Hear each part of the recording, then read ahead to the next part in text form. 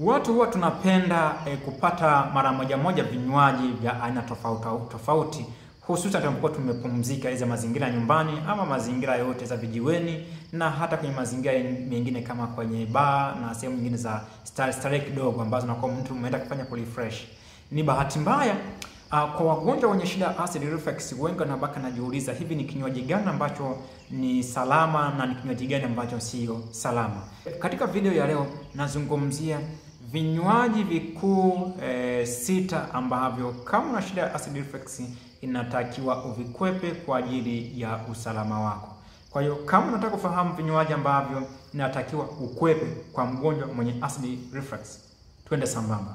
Upo nami Emmanuel Mpalie, nutrition specialist. Kuna vinywaji vya aina tofauti, baadhi ni vizuri na vingine sio vizuri. Leo tunaangazia ambavyo sio vizuri kwa mgonjwa ambaye ana shida ya acid reflux. Vifuatavyo ni vinywaji ambavyo hakika kama una shida ya acid reflux inatakiwa uvikwepe kwa ajili ya usalama na kwa ajili ya kuhakikisha kwamba unapata uponyaji wa haraka.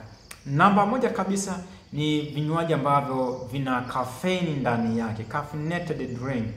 Vinywaji ambavyo vina caffeine ndani yake mfano wake ni kama kahawa, kuna masuala ya chai ya rangi, na kuna baadhi ya vinywaji ambavyo vinatokea viwandani, vinywaji baridi hivi ambavyo pia inakuwa vimewekea caffeine ndani yake.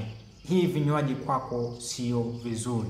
Kwa nini? Kwanza fahamu vinywaji hivi ambavyo nimevitaja ambavyo ni ya kwanza ambavyo vina caffeine ni kwamba ni acid tayari na hali ya uasidi ndani yake tayari.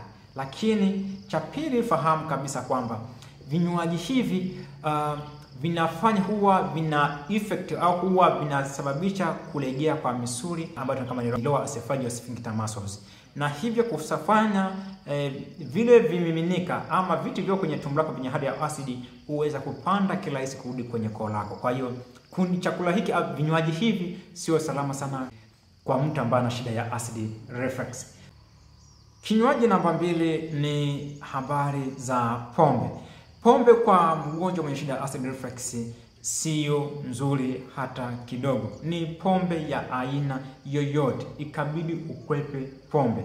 Kwa hiyo kama huwezi kukwepa pombe, sio rahisi sana kuweza kufanikiwa katika matibabu yako ya acid reflux. Pombe huwa ina changamoto moja kwa mtu mwenye shida ya acid reflux, ni kwamba pombe huwa inafanya kazi ya kulegeza misuli ambayo inakaza kwenye tumbo ili kuzuia vitu vile kwenye tumbo lako visiweze kurudi kwenye koo lako. Kwa yule mtu ambaye ni mnywaji wa pombe, sio rahisi sana kuweza kupona tatizo lake la acid reflux endapo hata uweza kuachana na matumizi ya pombe. Hiki ni kwa kimiminika au kinywaji namba 2. Kinywaji namba 3 ni vinywaji vya baridi vyote kutokea viwandani. Inaweza ikawa ni juice, inaweza ikawa ni soda.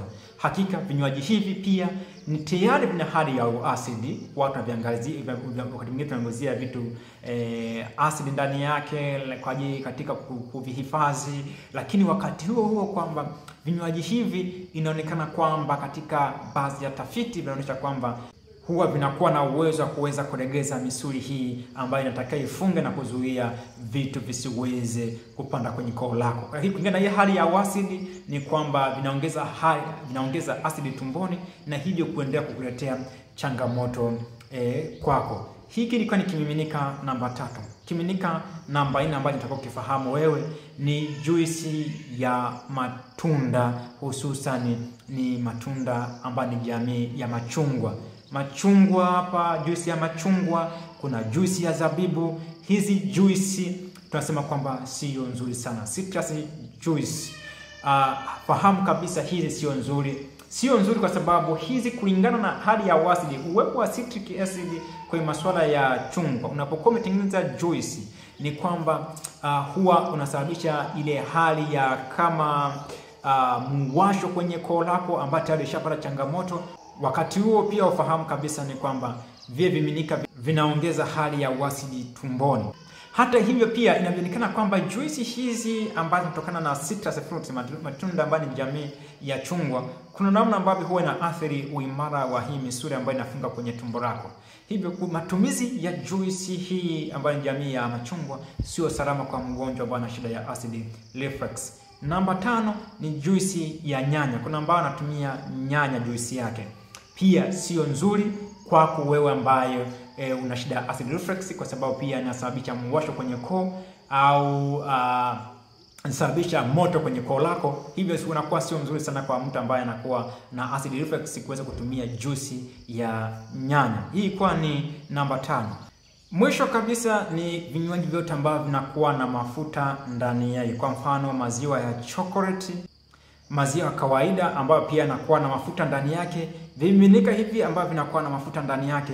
Mafuta, wale wengi wenye acid reflux hana uwezo kumengenya mafuta kwa maana kama na fat intolerance. Hivi inakuwa ni changamoto wewe kwenye masuala mengi ya mafuta, lakini mafuta pia inakuwa ni hali ya acid. Ni bahati mbaya pia vinywaji hivi ambavyo vinakuwa na mafuta ndani yake vinakuwa na issue ya protein nyingi sana ambayo inachochea uzalishaji wa acid.